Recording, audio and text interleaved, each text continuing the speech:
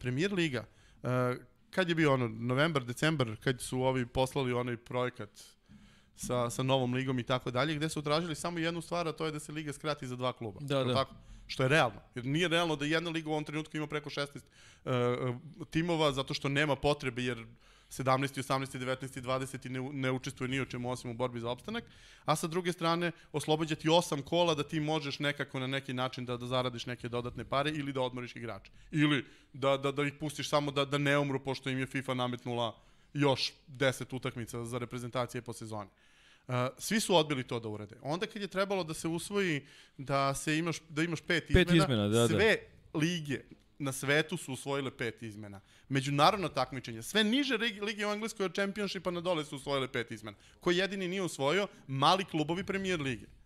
Dakle, ko ovde najviše gubi, da podvučemo crtu ispod svega, jesu mali klubovi Premier lige. Mi ovde pravimo potpuno glupu priču o tome kolika je šansa Zvezde, Slavije iz Praga, Dinama, Partizana. Zvezda, Slavija iz Praga, Dinamo i Partizan već imaju bizarno malu šansu i dalje će imati bizarno malu šansu. Ovo je udar pre svega na Leicester, West Ham, Burnley i bla bla bla bla. Jesu li zaslužili? Možda Leicester i West Ham jesu, možda bi bilo onako. Burnley nije zaslužio ništa, jer je Burnley sprečio sve ove stvari. Znači, kad god su im nuđeni kompromisi, oni su odbijali kompromis. Burnley i Sheffield.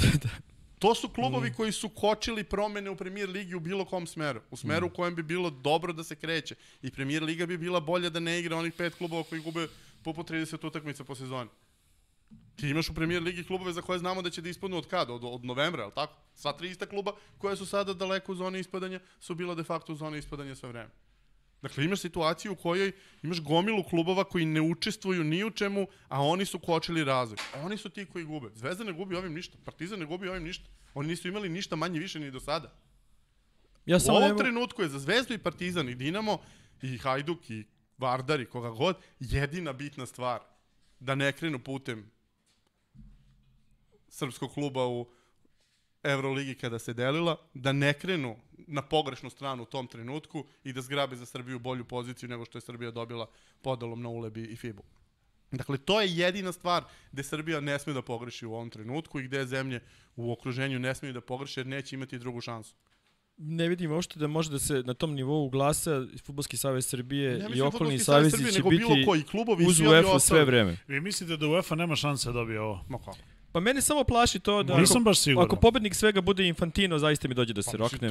Znači, on je jedini koji je moćniji od Florentina Pereza, to mi zaista teško pada. I to je de facto najgora opcija.